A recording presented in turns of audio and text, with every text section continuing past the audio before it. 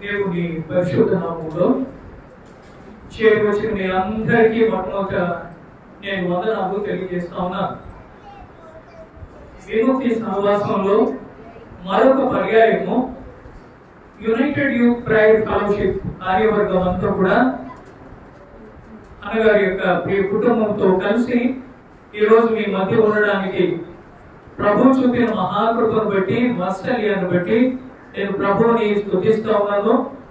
ఈ విముక్తిలోనికి రాగానే ఆత్మీయ తండ్రి గారిని చూడడం, దేవుడు వారికి అనుగ్రహించిన ఆయుష్కాలను బట్టి వారి అడుగులను స్థిరపరిచి నడిపిస్తున్న విధానాన్ని బట్టి కూడా నేను ప్రభువులు ఆనందిస్తూ ఉన్నాను. నాన్నగారికి పరిచయం చేస్తున్నటువంటి బిడ్డలను అభినందిస్తూ ఉన్నాను.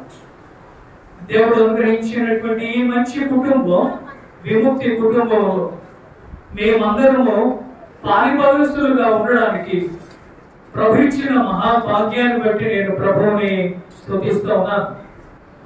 యాక్చువల్గా ఆలోచన చేసినట్లయితే మరి దేవుని యొక్క ఉన్నతమైన పిలుపును అందుకుని ప్రభు సాన్నిధ్యానికి వెళ్ళినటువంటి ఆత్మీయ అన్నగారు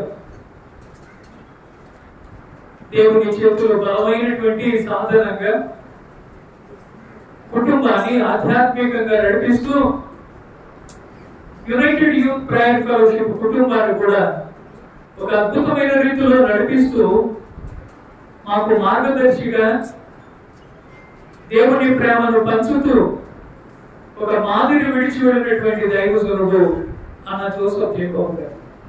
అదే తాములో ప్రియ ఉదయమ్మ భూషణ కుమారి గారు ఒక మంచి తల్లిగా బిడ్డలను పెంచింది.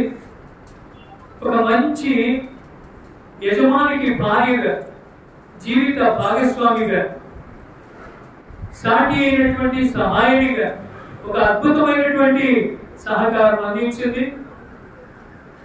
ఆమె బంధుత్వానికి అనగా ఎవరు అన్న దగ్గరికి వచ్చినా, అన్నను ప్రేమించి ఎవరు వచ్చినా వారు ఎలాంటి వారైనా హక్కున చేర్చుకుని ఆత్మీయతను పంచి ప్రేమను పంచే తత్వము కలిగిన తల్లి భూషణ కుమారి గారు.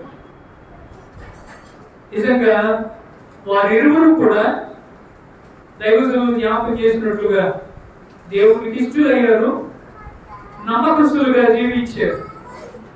వారిరువురు మన మధ్య లేరు కానీ వారి చూపిన ప్రేమ, వారి యొక్క దైనందిన జీవితంలో మరి ఆ కుటుంబం ఈ రోజున దైవికంగా అభివృద్ధి చెందిన కుటుంబం. ఆ కుటుంబంలో నుంచి ఒక ఆంధ్ర ఎవాంజలికల్ లూథరన్ సంఘానికి ఒక కాపరిగా ఒక దైవజనుని ఇచ్చింది ఆ కుటుంబం. బిడ్డలందరూ కూడా ఈ రోజున కుమారులు నలుగురు ఇప్పుడు వివాహానికి ఉన్నారు. అందులో ముగ్గురు ఉద్యోగస్తులుగా దేవుడు వారిని ఆశీర్వదించాడు. ఇక చిరబాబు విషయంలో ఆయన డిగ్రీ చదువుతారు కాబట్టి ఇక రాబోతున్న దినాల్లో ఉద్యోగ అన్వేషణలో దేవుడు కూడా కుమారుని విడిచి పెట్టడు. జాగ్రత్తగా గమనం చేయాలి. దేవుడు చేయబోయే కార్యాలను మనం నిలిచి చూడాలంటే, నిలిచి చూడాలి. దేవునికి స్తోత్రం. నిలిచి చూస్తే దేవుడు కార్యాలు చేస్తాడు. విముక్తిలో నాన్నగారిని ధైర్యపరిచేది అదే కదా. ప్రభు వైపు నిలిచి చూసేవారు మనస్తత్వం కలిగిన వారు దేవుడు తన బిడ్డలను ప్రేరేపించి పురుకొల్పి ఏ సమయానికి మనకి ఏది అవసరమో దానిని సమకూర్చగలిగినటువంటి దేవుడు మన దేవుడు. అందరికంటే అన్నిటికంటే గొప్పవాడైనటువంటి దేవుడు. దేవుడికి స్తోత్రం. కాబట్టి అలాంటి గొప్ప దేవుణ్ణి మనము కలిగి ఉన్నందుకు నిజంగానే మనము ధన్యులం. కాబట్టి నేను జ్ఞాపకం చేసే సంగతులు ఆలోచన చేస్తే మనకు అందరికీ తెలిసిన సంగతులే. అపోస్తలుడైన పౌలు తిమోతిని హెచ్చరిస్తూ అన్న మాటలు, మంచి పోరాటము పోరాడితిని.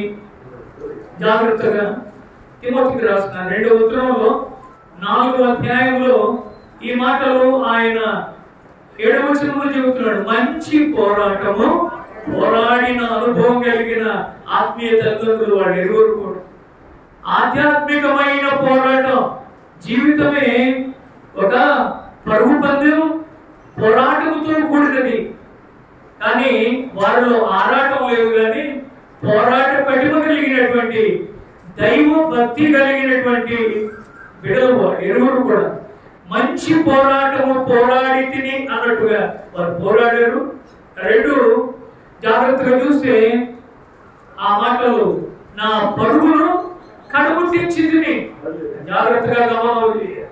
దేవుడిచ్చినటువంటి పరుగునే ఈ జీవన గమనంలో మరి సాగిపోయి గమ్యస్థానానికి ఆయన చేరినటువంటి విధానం. కాబట్టి నా పరుగును కడముట్టించి తిని అంటే జీవితం ఒక పరుగు బంధం అన్నారు కదా. బంధానికి 4 సూత్రాలు ఉంటాయి. ఒకటి, ప్రారంభం చేయవలసినటువంటి పాయింట్ ఉంటుంది, చేరవలసిన గమ్యస్థానం ఉంటుంది, 3 పరిగెత్తవలసిన ట్రాక్ ఉంటుంది, 4 టైం టు బి క్యాలిక్యులేటెడ్, కాలము లెక్కించబడుతుంది. ఈ 4 సైమల్టేనియస్ గా ఎవరు వాటిని మరి నిర్వర్తిస్తారో వారికి మాత్రమే ఆ కిరీటాన్ని వరింపజేస్తారు భూమి. జాగ్రత్తగా గమనం చేయాలి. మంచిగా మనం పోరాటము చేసి మన పరుగును కడముట్టించాలి అని అంటే ఆయన పిలుపును ఆయన ఏర్పాటును నిత్యము చేసుకోవాలి. దేవునికి స్తోత్రం. ఆయన పిలుపును ఆయన ఏర్పాటును మనం ఏం చేసుకోవాలి? నిత్యము చేసుకోవాలి. నిత్యం చేసుకోవాలి. నేను అంటున్నాను, మరి ఎంతమంది ఆయన పిలుపును మరి నిశ్చయం చేసుకున్నారు?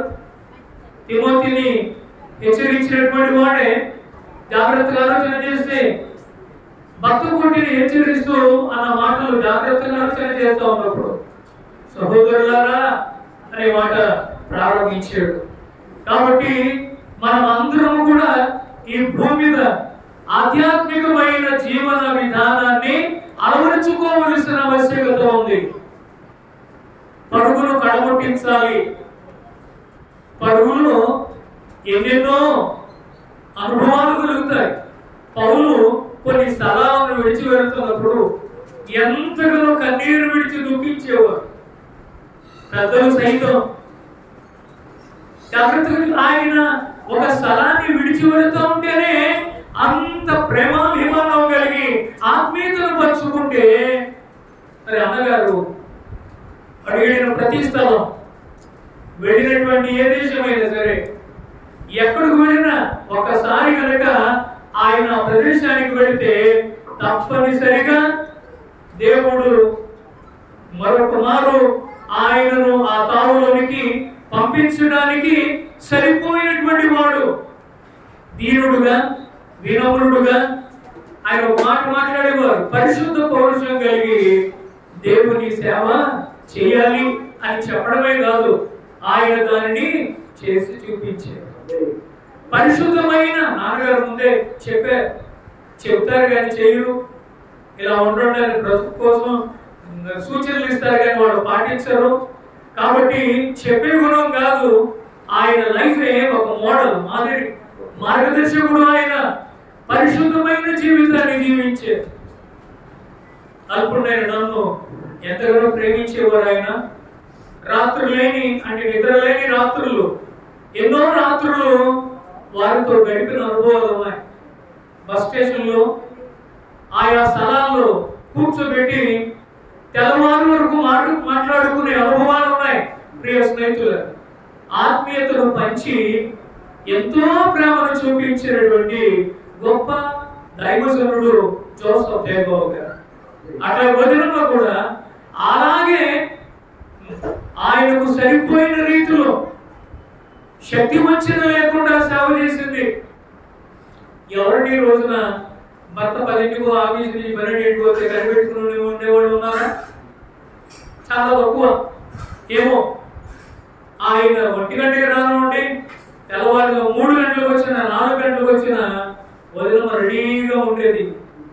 ఆయన రాక చివరి వరకు ఇంట్లోకి వచ్చేంత వరకు కూడా గంటకు ఫోన్ చేస్తూ సమాచారాన్ని తెలుసుకుంటూ కనిపెట్టు. అంటే ఆమె కూడా పరోక్షంగా సేవలోనే జీవితాన్ని కొనసాగించింది.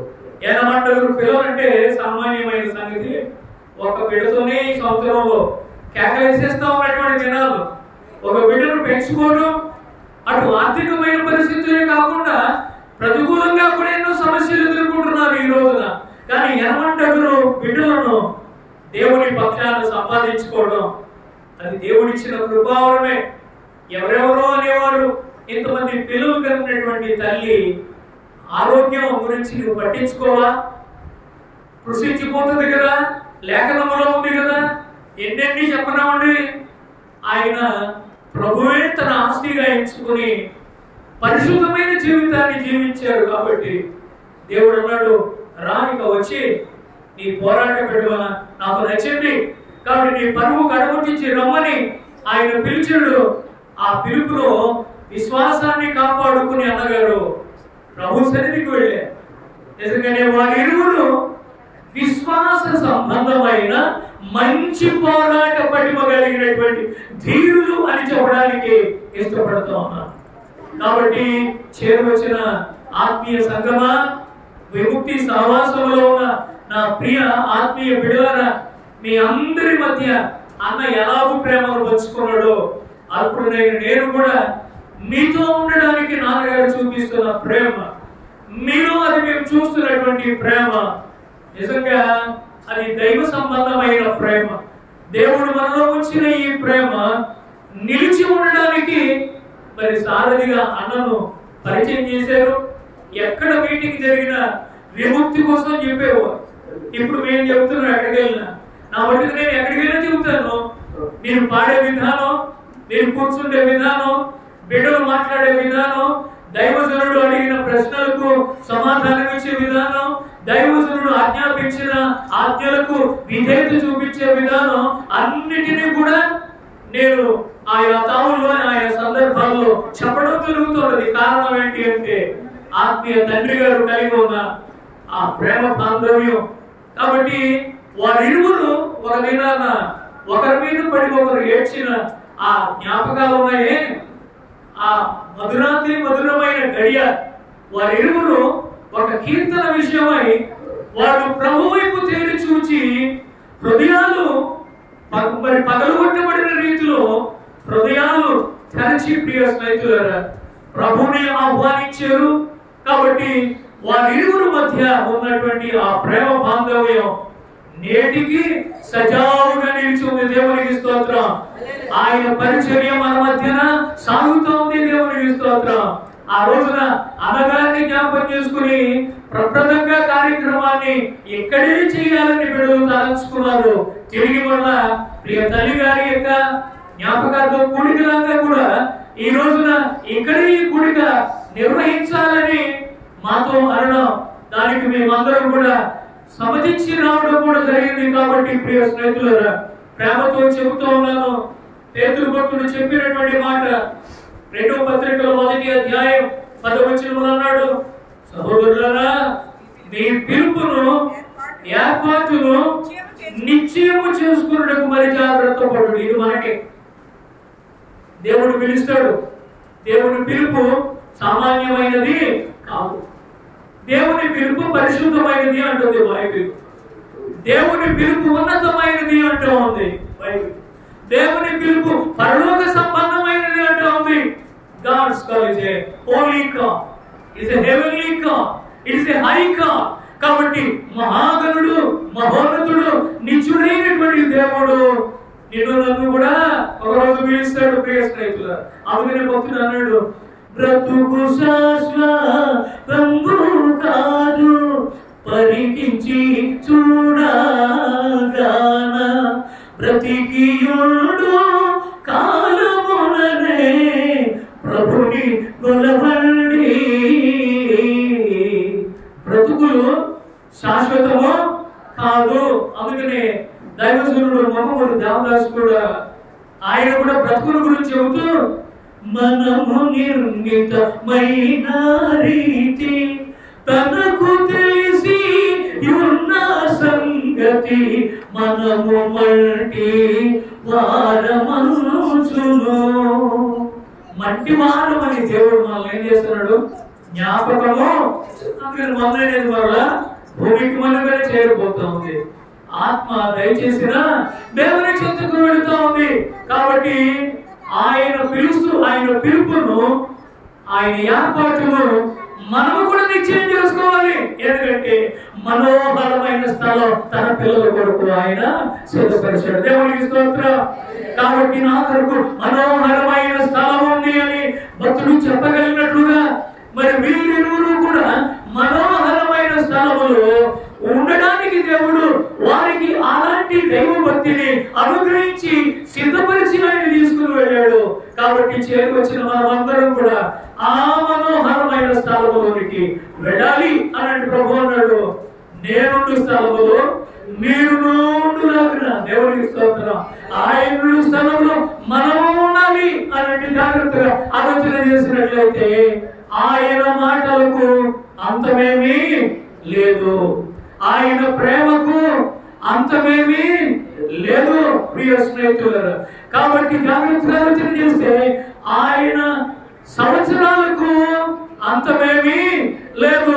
కాబట్టి అయితే ఒక సంగతి, ఏదో ఒక రోజున నీ యొక్క నా యొక్క అంతము అవుతుంది. జాగ్రత్త. కాబట్టి మంచి పోరాడుతూ ఆయన పిలుపును ఏర్పాటును నిశ్చయం చేసుకుంటూ మనము మన పరుగు బంధాన్ని కడగొట్టించాలి, విశ్వాసాన్ని కాపాడుకోవలసిన ఆవశ్యకత ఉంది.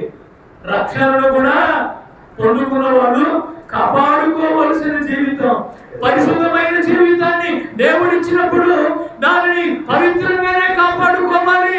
పర్లేదులే, నేను పరిశుద్ధుడు కాబట్టి ఏం చేసినా పర్లేదని అనుకుంటే పొరపాటు ప్రియ స్నేహితులు.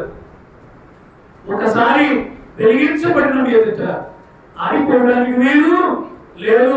కాబట్టి వెలుగు సంబంధులుగా దేవుడు మనల్ని చేసినప్పుడు చీకటిలో నుండి అనగా పాపములో నుండి అపరాధముల చేత పాపముల చేత చచ్చిన వల్ల ఆయన పేరు పెట్టి పిలిచి వెలుగు సంబంధులుగా చేశాడు. కాబట్టి ఆయన కొరకు జీవించాలి.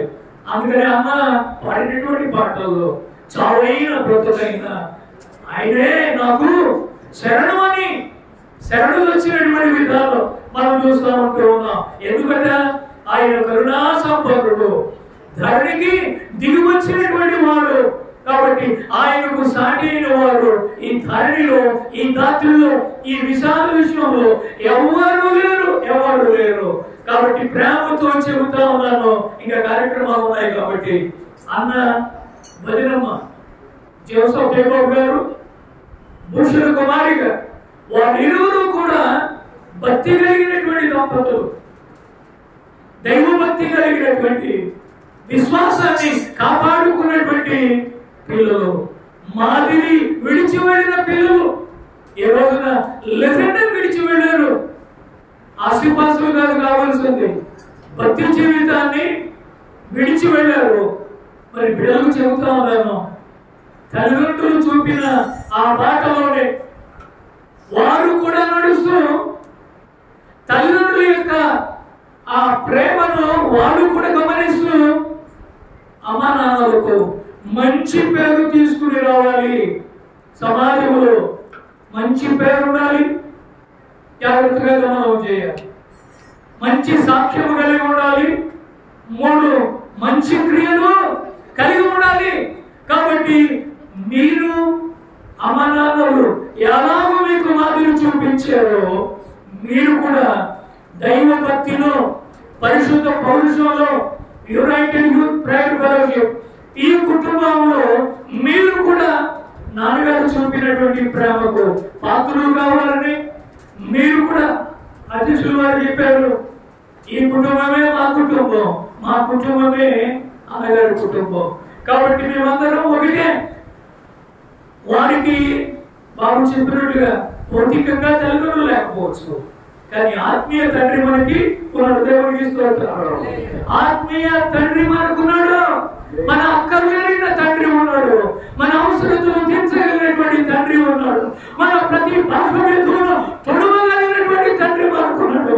అనాథులుగా మనల్ని విడిచిపెట్టేవాడు కాదు. ప్రియ స్నేహితులారా, చూడండి, నా చేతిలో నేను మిమ్మల్ని చెక్కుకొని ఉన్నాను అనే ప్రధాన శిల్పి అయిన వాడు మన రక్షకుడు, మన విమోచకుడు. కాబట్టి మనము మరిచిపోయేవాడు కాదు. కాబట్టి తల్లిదండ్రులు భౌతికంగా లేకపోయినా మీరు మరి పెద్దబాబు పెద్దల్లి అట్లా కోసం వీళ్ళందరూ ఒకే భావంతో ఒకే భావనతో తల్లిదండ్రులు ఎట్లాగో దైవభక్తిని వాళ్ళు చూపించి వెళ్ళారో మానవి చూపించి వెళ్ళారో మీరు కూడా అదే త్రోవలో ఇదే త్రోవ మీరు సాగిపోండి అన్నట్టుగా ఆ బాటలోనే సాగి వెళ్ళాలి అని నేను కోరుతా ఉన్నాను.